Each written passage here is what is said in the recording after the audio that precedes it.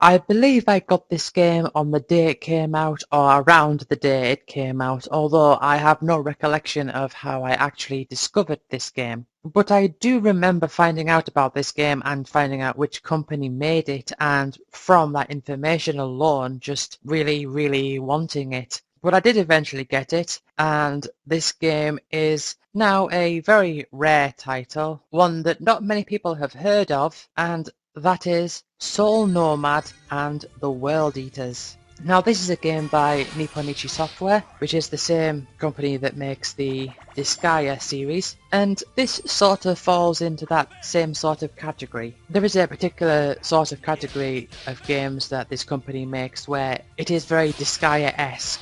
And by that I mean things like crazy stats, loads of mechanics, loads of depth, and loads of stuff dealing with the leveling system. And whilst they do focus a lot on the Disgaea series itself, there are some games outside of that series which are very much like the series in that sort of way, but also have their own unique twist on things. And this is certainly one of those games. And this is a very unusual game, and it's very strange just how I'm going to have to describe how this game works. So you have the main character, who is Revia, although despite the fact that she's the main playable character, the main story character seems to be Gig, who is this like demon character who is inside your soul or something like that. And the game does seem to have a lot of story in it, but the way that you progress from battles is similar in Disgaea, because with this game you do have a series of story events, but this time it's much more strict. You can't go back to previous levels. You have to do them all in a strict linear fashion. You can't repeat levels, for example. And so what ends up happening is you enter these battles and they all take place on this grid, like you would expect from a grid-based RPG, apart from what's particularly strange about this grid is that it's more of a flat map more than anything else. It's not like you're actually walking on the terrain, it's like you're walking along the map and the area is just drawn in. And rather than having elevations that you can see physically, the different tiles have different stats. So you might have one with a certain type of elevation, or it may be of a particular type of terrain, and different types of enemies will have different effects on different terrains and all that sort of stuff. And so you take turns between each of the characters, although each character on this grid isn't a character, it's a squadron, and what that means is that each character represents an army of up to 9 characters, and when that army, or that squadron rather, attacks another squadron, they will do the damage and then they will do the damage back to you. Apart from each character within that squadron will do a very specific thing based on what their role is and where they are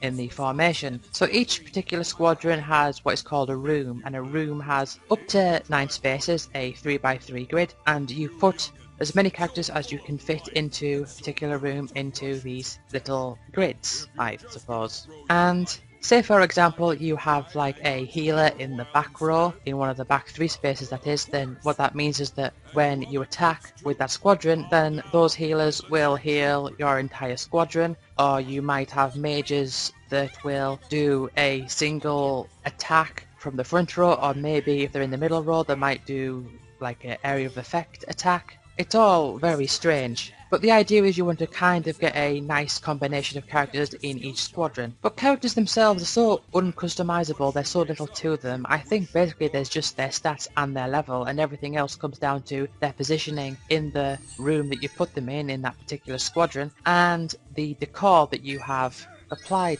to that squad. Decor is basically like equipment, apart from different room types have different permanent decor, which means that you can have a room which is something like, has one decor slot which is a permanent one, which will give you 20% to your stats whilst on grass or something like that, I don't know. And then 3 extra ones where you could put your own decor into it. But the thing is with decor in this game is that once you've finished a battle, then that decor will vanish. Unless you're doing an inspection, which I'll go into that in a moment. But before I do that, I also want to say that each squadron has a leader, and the leader, based on the leadership stat will have an increased stat, and if the leader dies, then all the characters in the squadron die with them, so the priority is to keep them alive. Now it's game over if Revia dies, and Revia always has to be the leader of your main squad, and the way that you create new squads, or rather how you deploy them, is by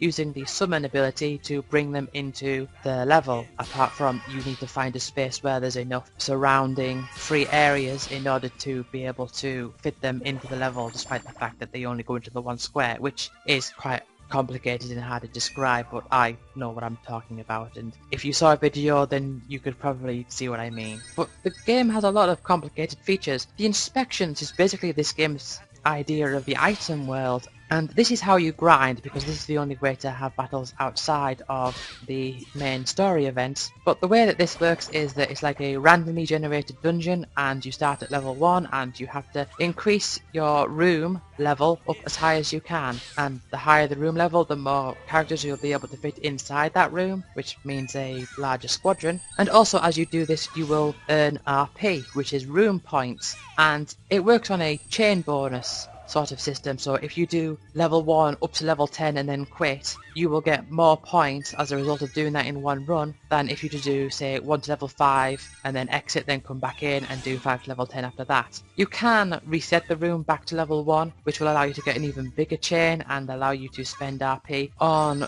your character stats, such as your leadership and your range, attack and movement and all that sort of stuff. And it's just deep mechanics and really strangeness, and I just really like it and wish more people heard about this game.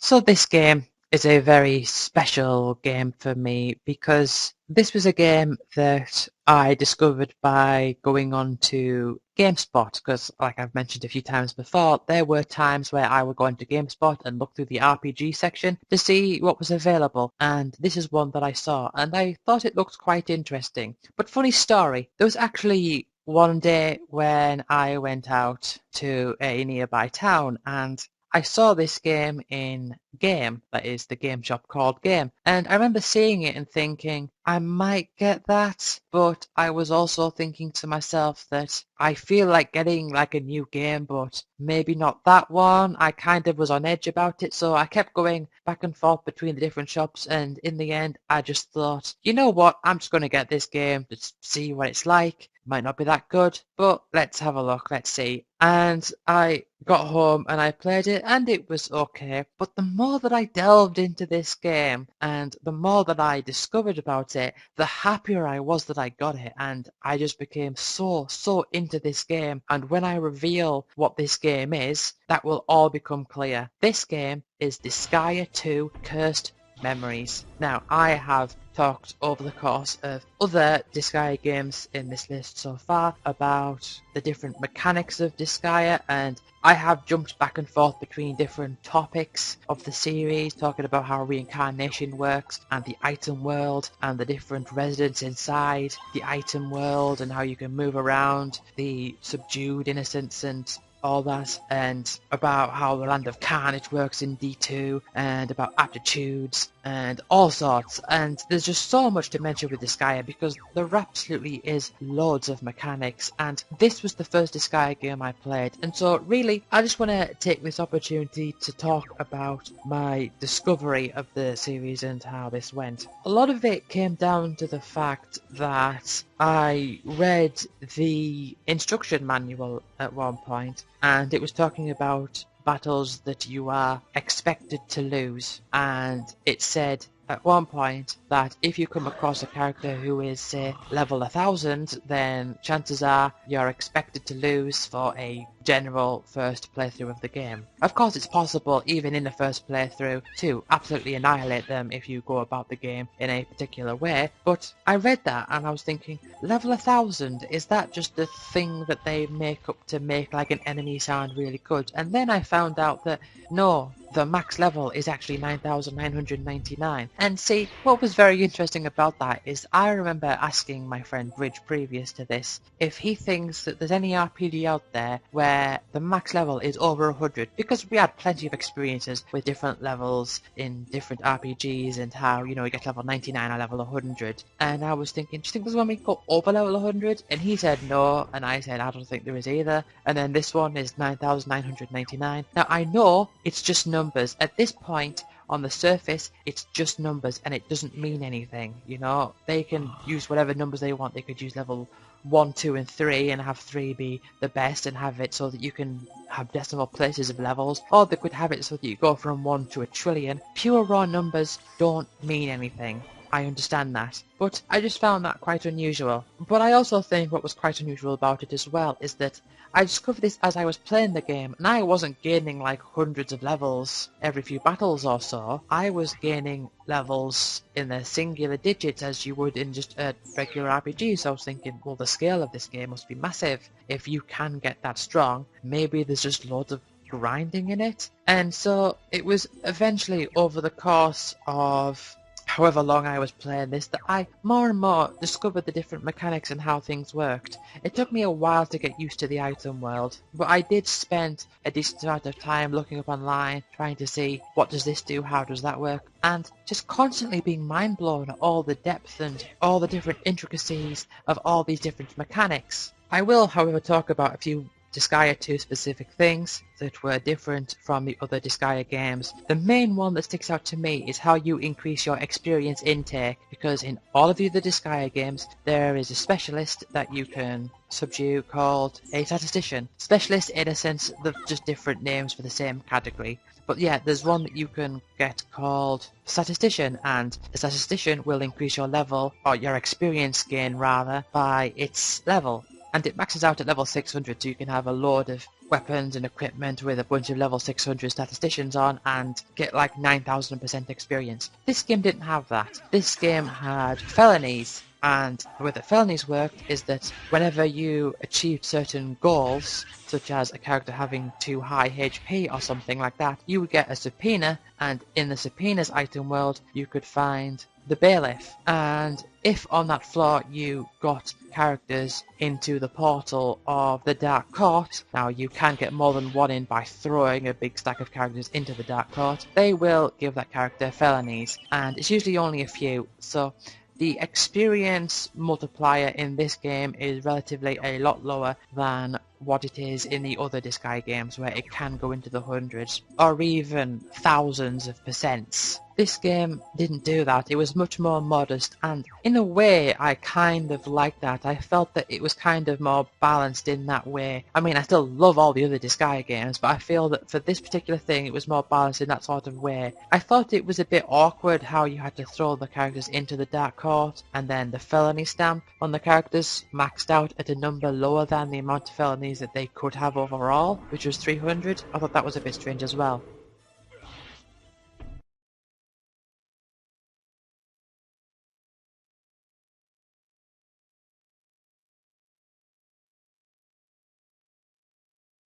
And so here we are. This is the top 10. I kind of feel amazed that I have reached this point, and knowing that there's just 10 games left and that these 10 games are my 10 favourite games of all time that I am going to talk about just fills me with joy, and it just makes me so happy to have already talked about 490 games up until this point. And so after a very long time, we have finally reached this point. So, welcome everyone to my top 10 games. So, we are going to start with a game that I got on the day it came out, which I believe was around 2006, 2007. I didn't actually get it straight away. I asked my mum to get it because she was going out during the day and she was going to bring it back when she came back, which she did, and I paid for it obviously. But during the day,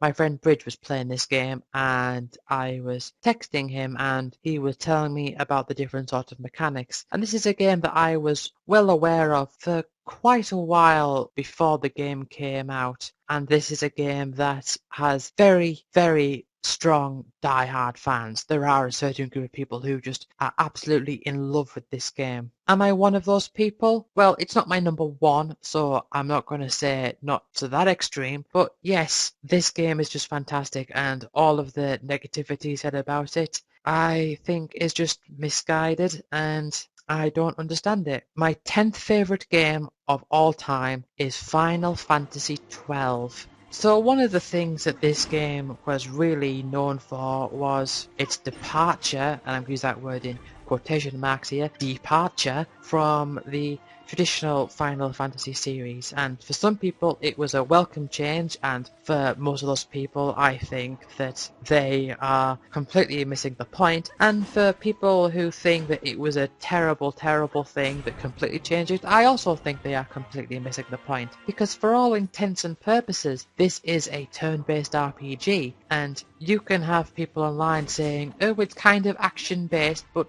it isn't at all. The big difference now is that, or rather the big visual difference that people notice, is that you'll see enemies on the world map. As you're out exploring, you will see the enemies roaming around, which people say is a great thing because it means there's no random battles, but I've never understood the argument that random battles are a bad thing to begin with anyway. But the way that this game works is that it has something called the gambit system, and what that means is that instead of choosing each individual attack for all of your characters every time, which you can do, it's very suboptimal, but you can do it, you assign gambits to your characters. A gambit is basically a line of programming, so you might have, for example, if enemy nearby, attack, and then underneath that you might have, if ally has less than 30% HP, cure on them. And you can switch these gambits around to set precedences. So, say if you have those two gambits set up, the one to attack the enemy and the one to heal, if you have the one to attack the enemy on top, the character will just keep attacking the enemy until there's no enemies around and then they will heal. But if you have them the other way around, they will heal as soon as their ally reaches 30% or less HP, and once they've recovered from that, then they will attack. And so you set different priorities, and you can eventually get like a list of 12 gambits for each of your characters that you're using. Now some people say that the problem with this is that it means that you're not doing anything as you're playing the game, and fair enough. If you want to reduce a particular segment of a game to just you walking up to an enemy and then the enemy dying, if you want to reduce it to that point, then okay. If you want to ignore the entire setup process and the strategy and thought that goes into setting up those gambits for optimal efficiency, then sure, you know, Super Mario Brothers isn't much of a game when you're taking your first two steps. So what? It's about the larger picture, and I really love this because what it accommodates for is large open areas. I don't mean like open world, like you can go anywhere you want. No, I mean like long dungeons that take a long time to progress from one side to the other, with lots of enemies, lots of treasure and everything like that, and just the ability to play through the game and to go through these long dungeons and focus entirely on the strategy of leveling and the battle mechanics, and I love it. You also have the side quests, which are basically the hunts, which is where you've got to hunt out a particular type of enemy and kill them. And this game is a big fan of random drop rates from enemies and all of that lovely stuff. The leveling system itself is also something that's often criticised, and again, this is something that I just don't understand, because the way that you level up is that you have a license board, and each character does have a flat level, and the level is just a number to determine their overall stats. But you do get LP, which is license points, and you basically have this skill tree, but it's a skill tree in a board form, so you go outwards, and there's a lot more, and I'm going to use this word, freedom in the leveling system given this way, that you can connect the dots in any way that seems appropriate. But you also need to have the thing itself. So for magic, for example, you can learn the license to be able to cast Fira, but unless you have bought the spell Fira, you can't cast it. You need to have bought it and have that character have the license for it. And the same for equipment, which is where you have to not just buy the equipment, but you have to get that character to learn the license for it. And people complain about this, saying, it makes no sense that I have to get a license to then be able to hold an item. Well, it doesn't make sense in other RPGs to an equal extent that one character can hold a sword and another character has to hold a whip. You know, things don't have to align with the real world, and if you think that they do and you treat games as if you do, you're going to limit yourself to a lot fewer games. What makes sense ultimately is what makes a game more enjoyable, not what you can attach to the real world. And also, as a final note about this game, I think this game probably has the most user-friendly menu system